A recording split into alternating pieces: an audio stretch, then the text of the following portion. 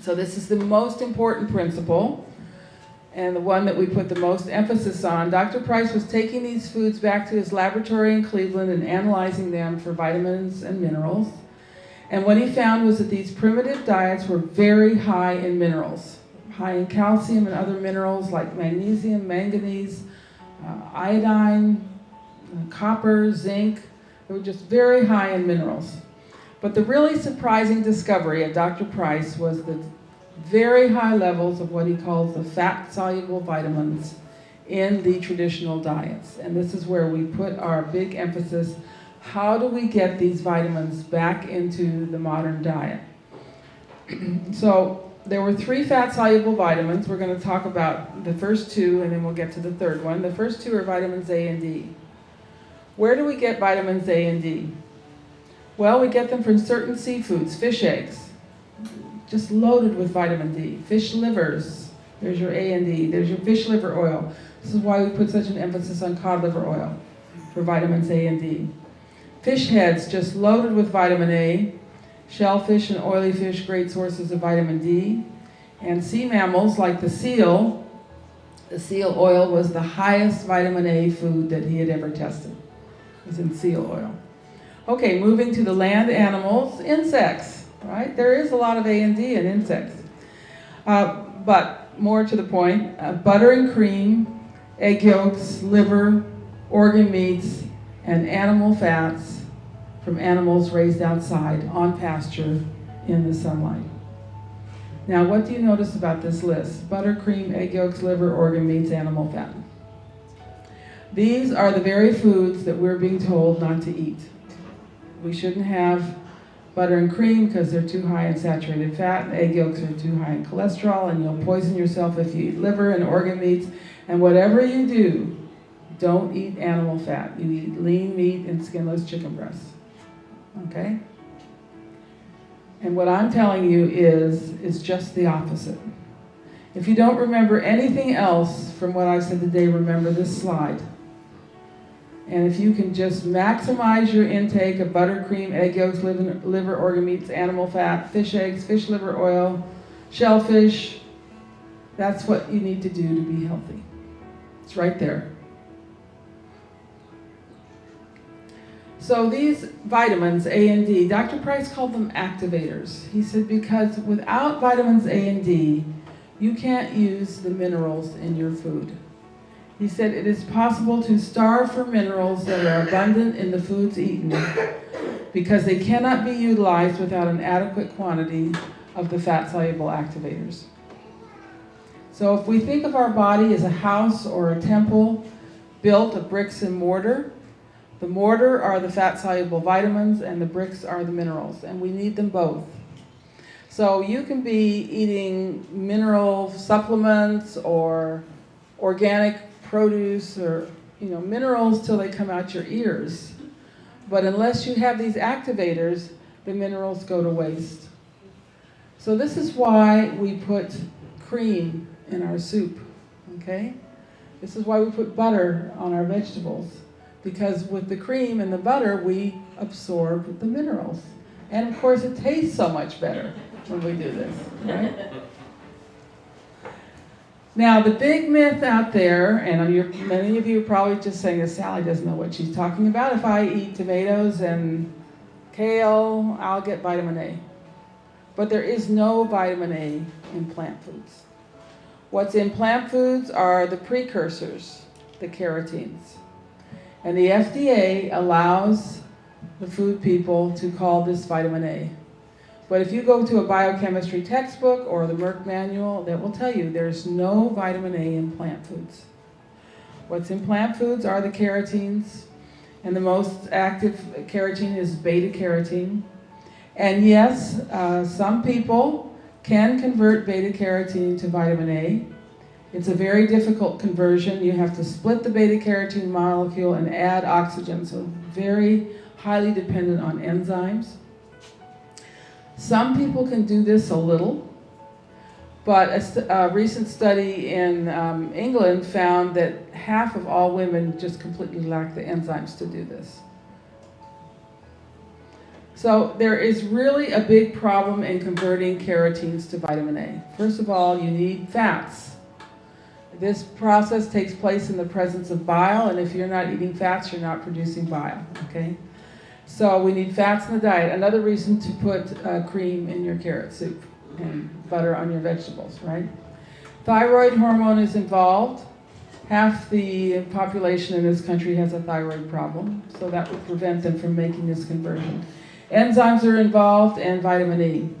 But the really important point here is that babies and children, just like they can't make cholesterol, they can't make vitamin A.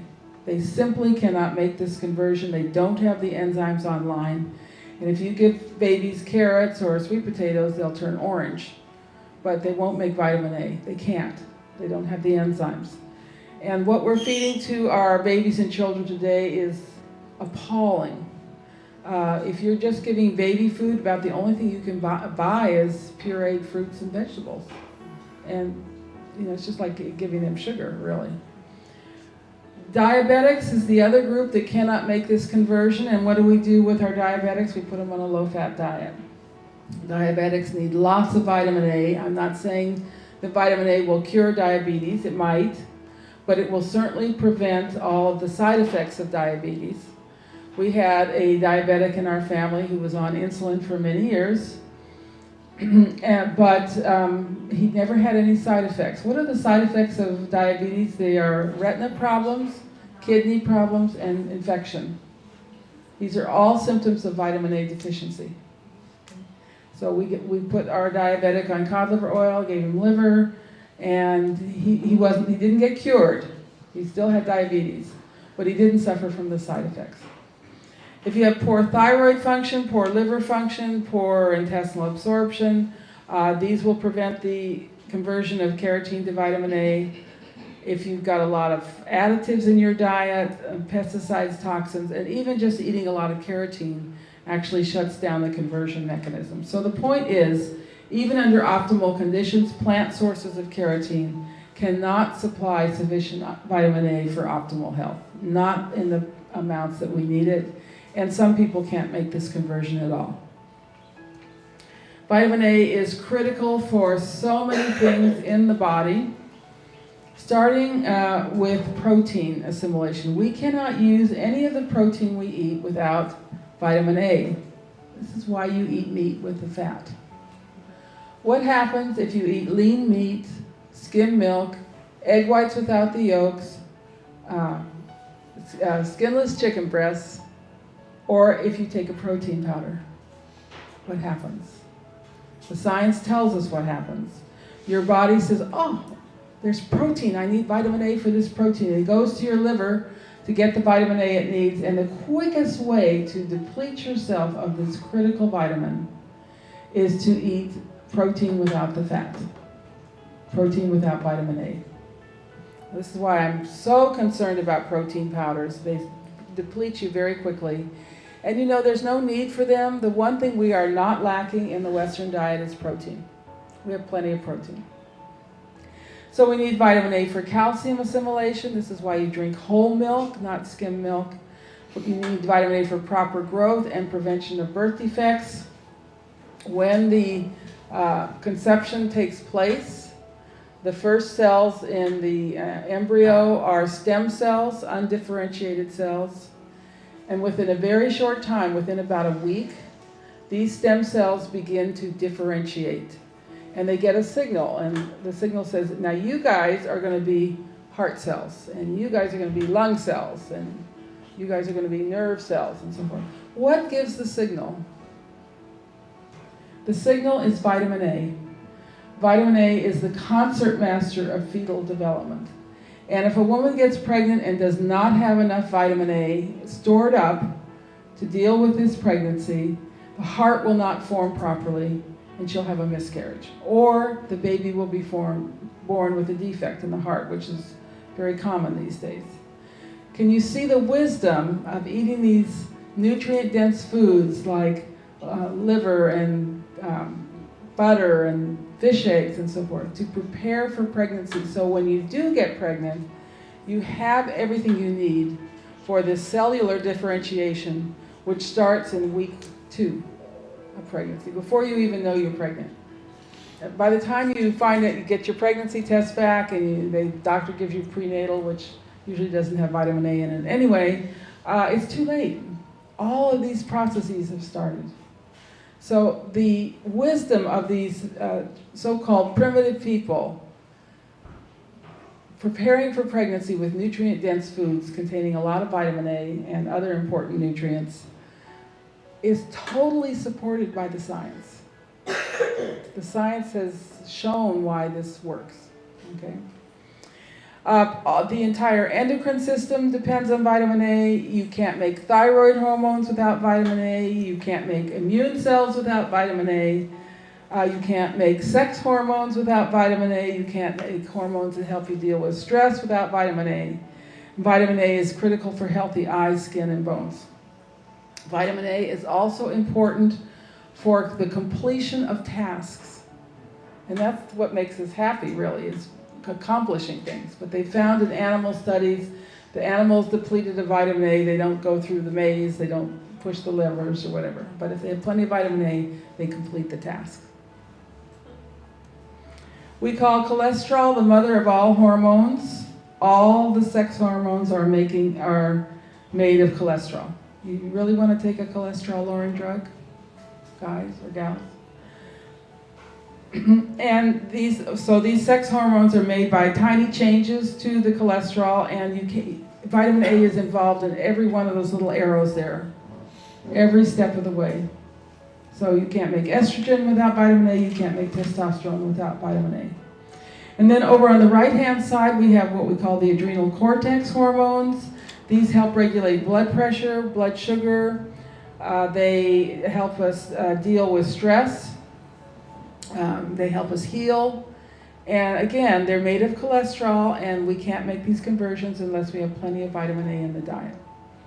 So when you're under a lot of stress, if you are deficient in vitamin A, well, everything is stressful. Stress is very difficult to handle. If you're eating a lot of vitamin A, stress is exhilarating. You know, it's a challenge. So vitamin A is depleted by stress. We know that. Too much protein. We are not a high protein diet. We want adequate protein, up to 20% of calories, no more. Cold weather depletes vitamin A, fever and illness. It's very important for children to have a fever. We're not letting our children have fevers, but children who have fevers are much less prone to cancer later in life. Fevers jumpstart the immune system. But fevers also deplete vitamin A, and a child with a raging fever can end up blind or with seizures. So when you are taking care of a child with a fever, you give them egg yolk smoothie, egg yolks and cream, or you make a little pate or something, give them cod liver oil so they get plenty of vitamin A. Physical exertion depletes vitamin A. This is why our athletes burn out, and exposure to toxins. The reason most things are toxic is because they interfere with vitamin A.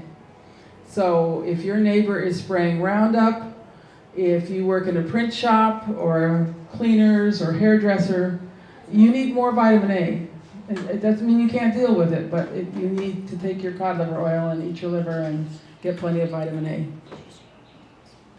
Okay, then we have the vitamin D myth, which is to get adequate vitamin D, all you need to do is expose your hands and face to sunlight 10 minutes a day and you'll get all the vitamin D you need. We now know that this is not true. We only can make vitamin D when the sunlight's directly overhead. And at this part of the world, that's July and August at midday. You want to sunbathe here in July and August midday? Well, be my guest. But the truth is, traditional cultures got their vitamin D from food. And it's pretty much the same list of foods. Fish liver oils, fish eggs, shellfish, oily fish. There's those insects again. Butter, egg yolks. Egg yolks are a really good source of vitamin D if those chickens are outside in the sun. Organ meats, fat of birds and pigs, and blood. Many cultures ate blood, and blood is a great source of vitamin D. Like vitamin A, vitamin D is necessary for pretty much everything. Healthy bones, proper growth, absorbing minerals, good muscle tone. Reproduction, healthy skin, we need vitamin D to make insulin for our pancreases to work. Immune system,